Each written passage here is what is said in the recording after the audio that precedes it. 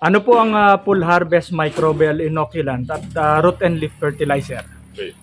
Ang full harvest microbial inoculant, ito po ay organic certified fertilizer.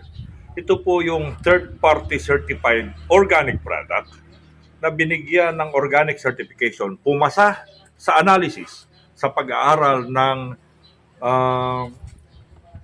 Organic Certification Center of the Philippines. Ito po yung organisasyon, ito po yung korporasyon na binigyan ng karapatan ng Department of Agriculture, Bureau of Agriculture Fisheries Product Standard na mag-certify, magbigay ng certification sa anumang produkto na kung ito ba ay organic, certified organic farm, o anumang produkto na ibebenta sa merkado sa Pilipinas. So, yung full harvest organic products natin, it is a microbial inoculant or root and leaf fertilizer. Ito ay certified organic ng Organic Certification Center of the Philippines.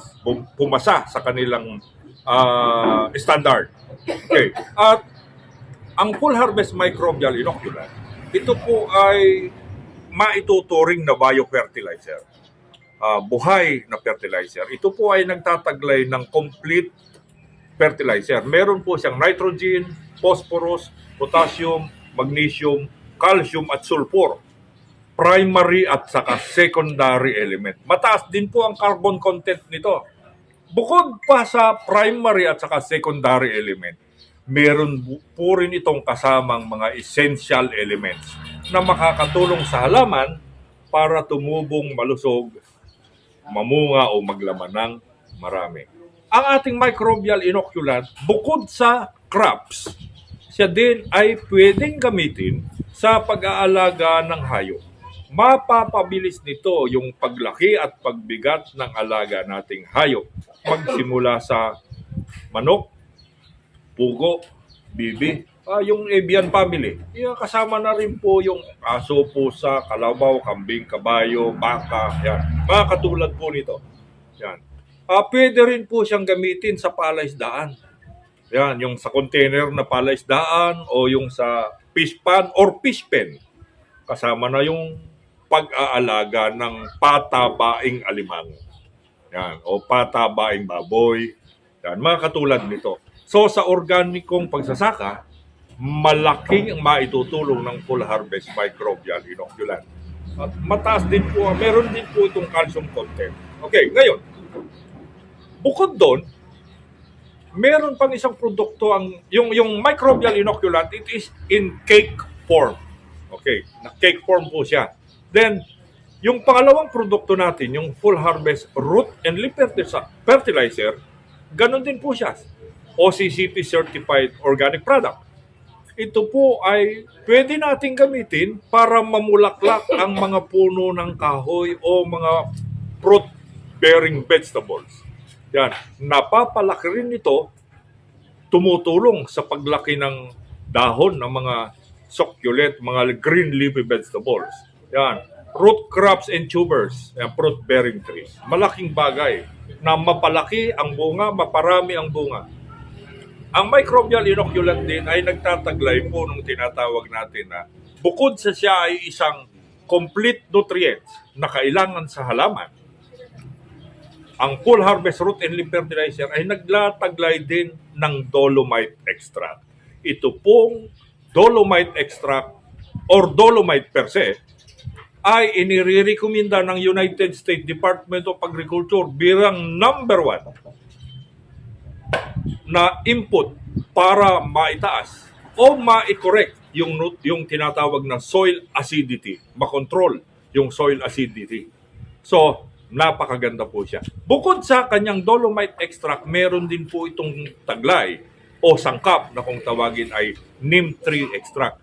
So, ikaw ay ang root and leaf fertilizer, siya ay pwedeng i-spray sa lupa o ugat at sa dahon bilang pulyar. So, siya ay pwedeng gamitin bukod sa pagpapalayas ng insekto dahil siya ay may lamang neem tree extract. Meron din po siyang kasama na lemongrass extract. Isa pong sangkap, ingredient para labanan yung fungus at virus. Meron po siyang tinatawag na antifungal, antiviral function. So yung ating root and leaf fertilizer, complete fertilizer plus essential elements. So kompleto po siya. Yung kanyang halos 18 elements ang laman niya.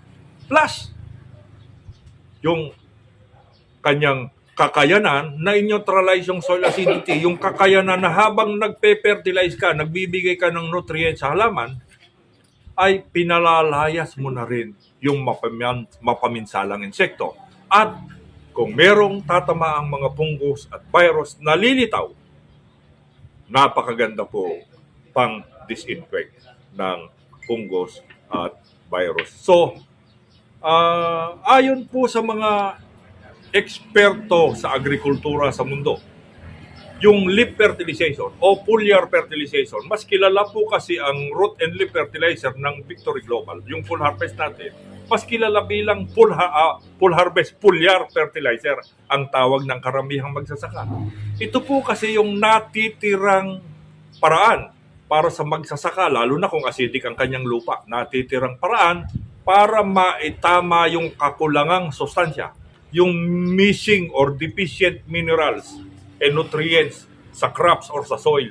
Natitirang paraan para sa magsasaka para i-correct yung nutrition deficiency through leaf feeding or mas kilala bilang foliar fertilization. I-apply po ito pag sikat ng araw hanggang alas 8 ng umaga o kaya alas 4 ng hapon hanggang lumubog ang araw, direktang i-spray kasing pino ng usok sa kung saan merong stomata ang halaman. At ito pong ating root and leaf fertilizer ay merong 80% efficiency uptake of nutrients pag nasa tamang oras, nasa tamang temperatura, at nasa tamang pamamaraan ng pag-apply ng ating produkto.